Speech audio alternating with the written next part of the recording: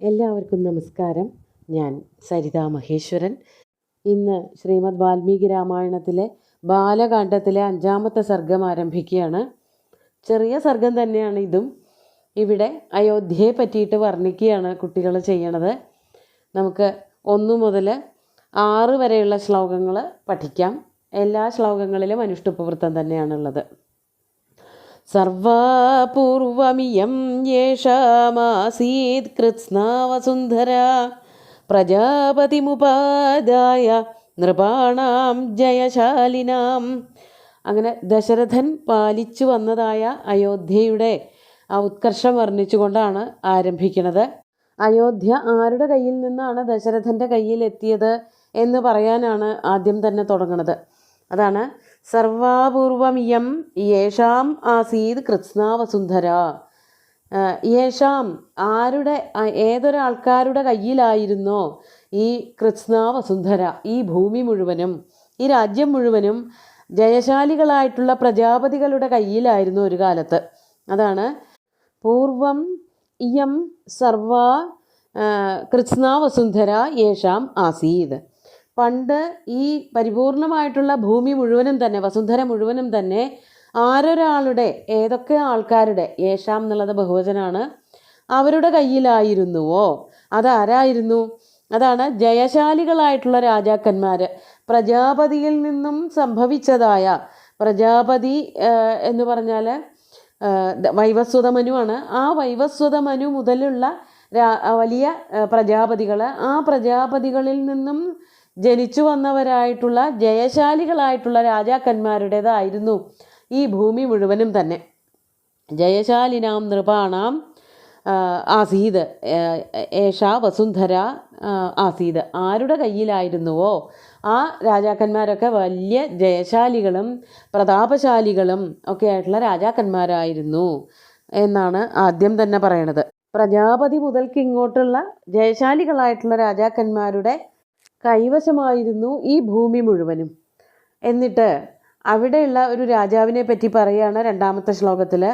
യേഷാം സസഗരോ നാമ സാഗരോ യേന ഖാനിത ഷഷ്ടിപുത്ര സഹസ്രാണി യമ്യാന്തം പര്യവാരയൻ.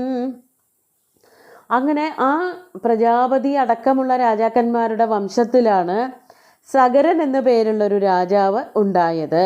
യേഷാം സഗരോ നാമ രാജ. ആരൊരാളുടെ, ഏതൊക്കെ രാജാക്കന്മാരുടെ മധ്യത്തിൽ പ്രഗത്ഭമതികളായിട്ടുള്ള ജയശാലികളായിട്ടുള്ള രാജാക്കന്മാരുടെ ഇടയിൽ സഗരൻ എന്നു പേരുള്ളൊരു രാജാവുണ്ടായിരുന്നു. യേന, ആ രാജാവിനാൽ, സാഗര ഖാനിത, ആ രാജാവിനാലാണ് സാഗരം കുഴിക്കപ്പെട്ടത്, ഖനിക്കപ്പെട്ടത്. അപ്പോൾ രാജാവല്ല ശരിക്കും അത് കുഴിച്ചത്. സഗരൻ്റെ മക്കള് യാഗത്തിനായിട്ട് വച്ചിരുന്ന കുതിരയെ ദേവേന്ദ്രൻ കട്ടുകൊണ്ടുപോയിട്ട് കപിലൻ എന്ന് പറഞ്ഞ മുനിയുടെ സമീപത്ത് കൊണ്ട് കെട്ടിയിട്ടു.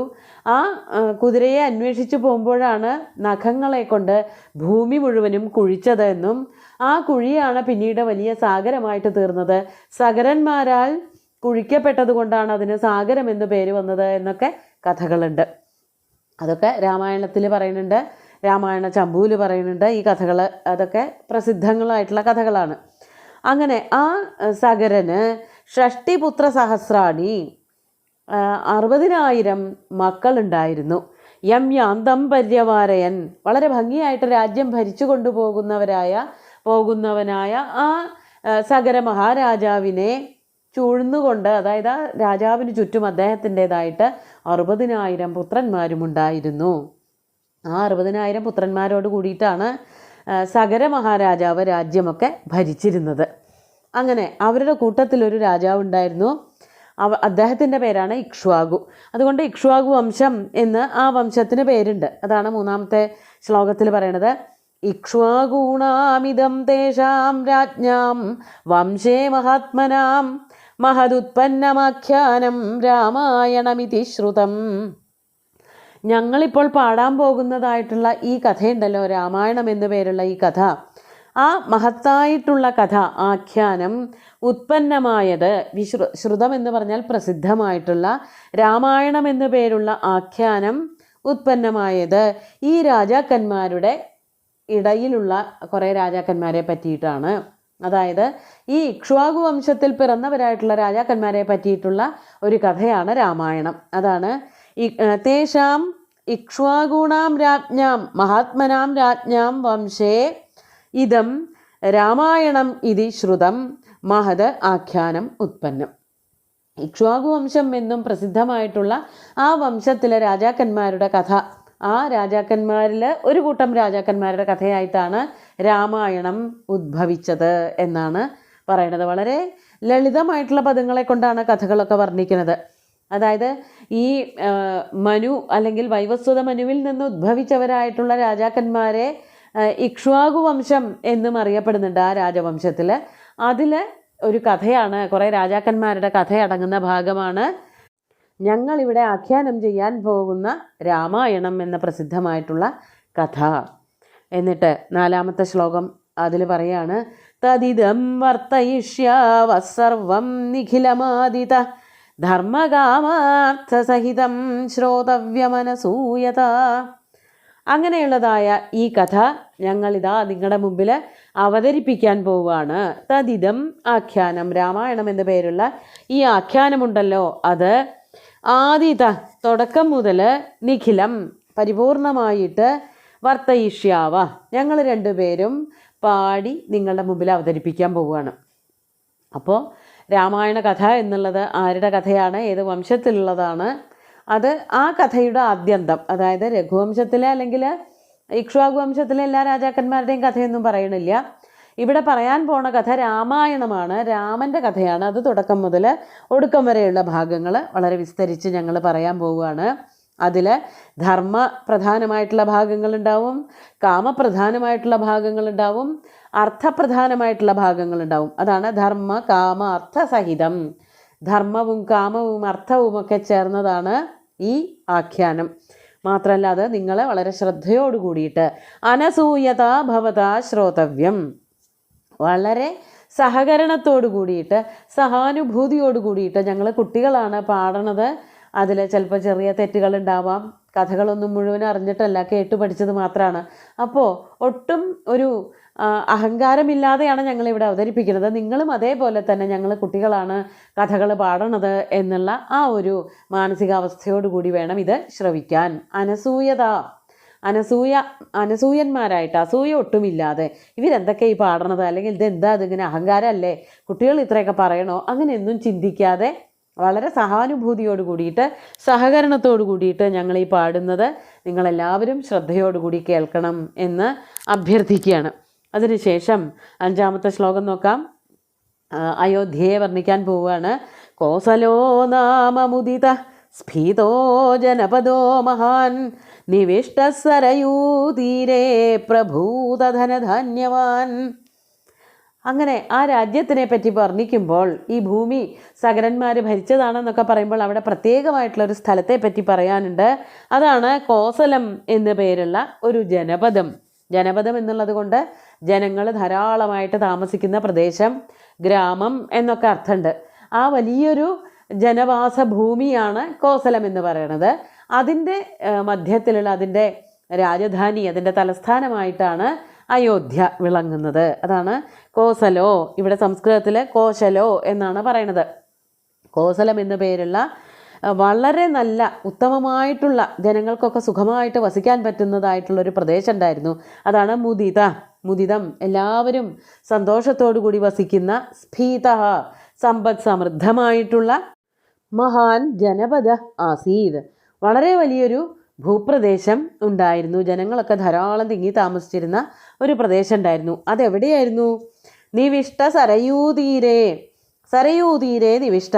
സരയൂ എന്നു പേരുള്ള നദിയുടെ തീരത്തായിരുന്നു ആ രാജ്യം സ്ഥിതി ചെയ്തിരുന്നത്. കോസലം എന്നുള്ള രാജ്യം സ്ഥിതി ചെയ്തിരുന്നത് സരയൂതീരേ നിവിഷ്ട. അത് പ്രഭൂത ധനധാന്യവാൻ, പ്രഭൂതം ധാരാളം ധനവും ധാന്യവുമൊക്കെ ഉണ്ടായിരുന്ന ഒരു വലിയ രാജ്യമായിരുന്നു കോസലം. ആദ്യമേ തന്നെ പറഞ്ഞു മുദിതരാണ്, ജനങ്ങളൊക്കെ വളരെ സന്തുഷ്ടരാണ്, സമൃദ്ധമാണ് എന്ന് പറഞ്ഞു. അതുകൊണ്ട് അവിടെ അഷ്ടിക്ക് മുട്ടില്ല, ധാരാളം ഭക്ഷണ സാധനങ്ങൾ അരി, നെല്ല്, ഗോതമ്പ് തുടങ്ങിയിട്ടുള്ള ഭക്ഷണ സാധനങ്ങളൊക്കെ ഉണ്ടായിരുന്നു. ആൾക്കാർക്ക് അത്യാവശ്യം ധനമൊക്കെ ഉണ്ടായിരുന്നു. അങ്ങനെ ബുദ്ധിമുട്ടില്ലാത്തൊരു സമൂഹം താമസിച്ചിരുന്ന പ്രദേശമാണ് കോസലം. അത് സരയൂ നദിയുടെ തീരത്തായിരുന്നു ഉണ്ടായിരുന്നത്. അവിടെ അയോധ്യ നാമ നഗരീ തത്രാസീല്ലോകവിശ്രുത മനുനാ മാനവേന്ദ്രേണ യാ പുരീ നിർമ്മിത സ്വയം. അവിടെ ആ കോസലം എന്ന് പറഞ്ഞ ജനപദത്തിൽ അയോധ്യ എന്നു പേരുള്ള പ്രസിദ്ധമായിട്ടുള്ള ഒരു നഗരമുണ്ടായിരുന്നു. അതാണ് അയോധ്യാനാമ നഗരി. ഇവിടെ കോസലം എന്നുള്ളത് പുല്ലിംഗത്തിലാണ് പറഞ്ഞിരിക്കുന്നത്. അയോധ്യ എന്നുള്ളത് സ്ത്രീലിംഗത്തിലായതുകൊണ്ട് അതിൻ്റെ വിശേഷണങ്ങളൊക്കെ തന്നെ സ്ത്രീലിംഗത്തിലാണ്. അതാണ് അയോധ്യാനാമ നഗരി. അയോധ്യ എന്നു പേരുള്ളൊരു നഗരി ഉണ്ടായിരുന്നു. എങ്ങനെയുള്ളത്? ലോകവിശ്രുത തത്ര, ആ ജനപദത്തിൽ, കോസലം എന്നു പേരുള്ള ജനപദത്തിൽ ലോകവിശ്രുത, ലോകത്ത് എല്ലാവർക്കും അറിയാവുന്നതായിട്ടുള്ള ഒരു നഗരമുണ്ടായിരുന്നു. ആ നഗരത്തിൻ്റെ പേരായിരുന്നു അയോധ്യ എന്ന്. ആ അയോധ്യയ്ക്ക് എന്താ പ്രത്യേകത? മനുനാ മാനവേന്ദ്രേണ യാ പുരീ നിർമ്മിതാ സ്വയം. മാനവേന്ദ്രേണ മനുന, മാനവേന്ദ്രനായ ഈ പ്രജാപതിമാരിൽ മുഖ്യനായിട്ടുള്ള വൈവസ്വത മനുവിനാൽ, മാനവേന്ദ്രേണ മനുന യാ പുരി സ്വയം നിർമ്മിത, യാതൊരു നഗരം സ്വയം നിർമ്മിക്കപ്പെട്ടതായിരുന്നുവോ ആ നഗരം, ആ നഗരത്തിൻ്റെ പേരാണ് അയോധ്യ.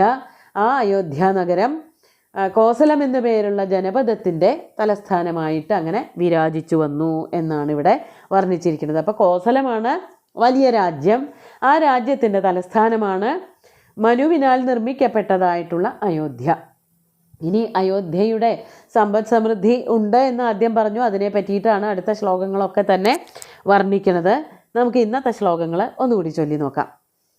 സർവാപൂർവമിയം യേഷാമാസീത് കൃത്സ്നാവസുന്ധര പ്രജാപതിമുപാദായ നൃപാണാം ജയശാലിനാം യേഷാം സസഗരോ നാമ സാഗരോ യേന ഖാനിത ഷഷ്ടിപുത്രസഹസ്രാണി യം യാന്തം പര്യവാരയൻ ഇക്ഷ്വാകൂണാമിദം തേഷാം രാജ്ഞാം വംശേ മഹാത്മനാം മഹദുത്പന്നമാഖ്യാനം രാമായണമിതി ശ്രുതം തദിദം വർത്തയിഷ്യാവ സർവം നിഖിലമാദിത ധർമ്മകാമാർത്ഥസഹിതം ശ്രോതവ്യമനസൂയത. കോസലോ നാമ മുദിതസ്ഫീതോ ജനപദോ മഹാൻ നിവിഷ്ടഃ സരയൂതീരേ പ്രഭൂതധനധാന്യവാൻ അയോധ്യാ നാമ നഗരീ തത്രാസീൽ ലോകവിശ്രുത മനുനാ മാനവേന്ദ്രേണ യാ പുരീ നിർമ്മിത സ്വയം. അങ്ങനെ സുന്ദരമായിട്ടുള്ള അയോധ്യയെ പറ്റിയിട്ടുള്ള ഒരു ആമുഖമാണ് പറഞ്ഞു വച്ചത്. ബാക്കി കാര്യങ്ങൾ അടുത്ത ദിവസം നോക്കാം. സുന്ദരമായിട്ടുള്ള ശ്ലോകങ്ങളെല്ലാം തന്നെ ഭഗവാൻ ശ്രീരാമചന്ദ്രൻ്റെ കാൽക്കൽ അർപ്പിച്ചുകൊണ്ട് ഗുരുവായൂരപ്പനെ സാഷ്ടാംഗം നമസ്കരിച്ചുകൊണ്ട് എല്ലാവർക്കും ശുഭദിനം നേർന്ന് നിർത്തട്ടെ. നന്ദി.